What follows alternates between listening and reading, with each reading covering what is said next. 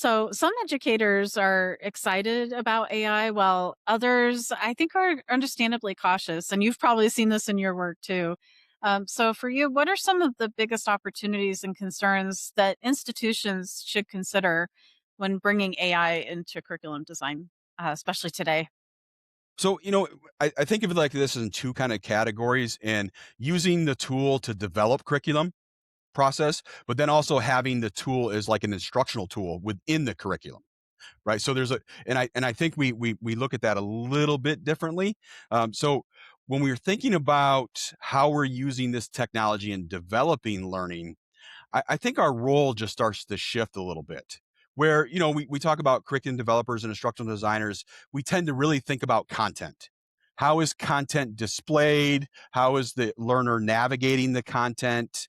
And I think it's going to shift now where we're going to now be really starting to really heavy focus on guiding that learner through those cognitive processes.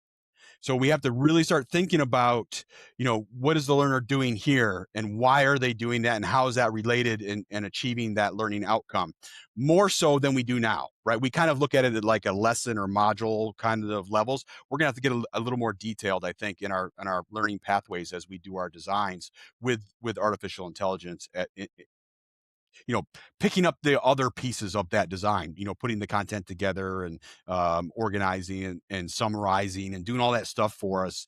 The other benefit there is these systems are very good at fast iterations. So where in the past where we've done multiple cycles over weeks, we can do multiple cycles over hours.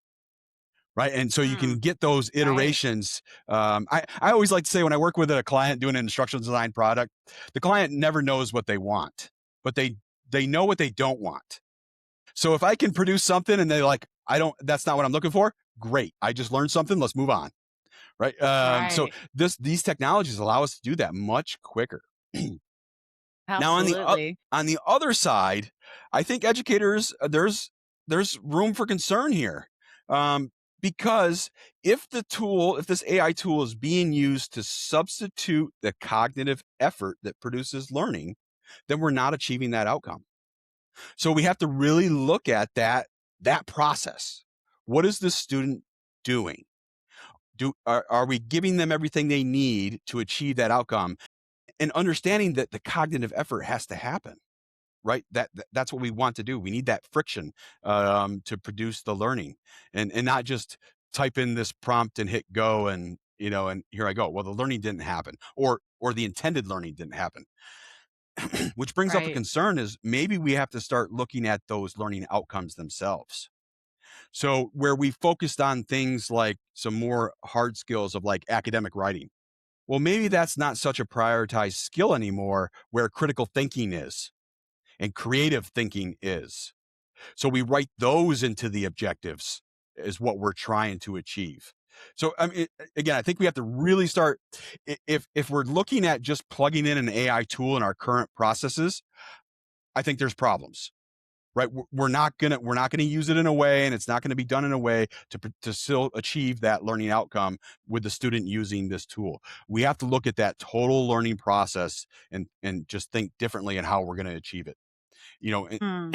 that so That's amazing. Yeah, that's great, Dwayne. I'm glad you brought that up because as you were talking through that, it made me think about what we do every day. And like for example, I work on curriculum for counseling and social work and mental health and wellness, those types of things, behavioral health, but I don't have that expertise in that, right? So my expertise is education, instructional design, things like that. So I take my curricular expertise, bring it to the table, right? We all come together.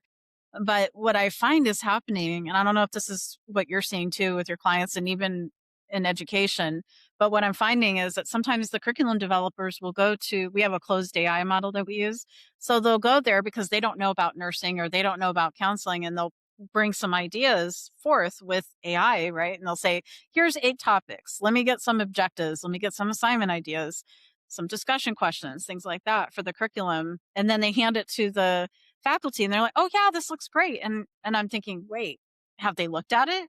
Did they even like take a hard look at that information to see was it accurate and is it hallucinating, right? We don't know. So, yeah, have you noticed that too? That they seem to kind of not really do that critical thinking like they should sometimes?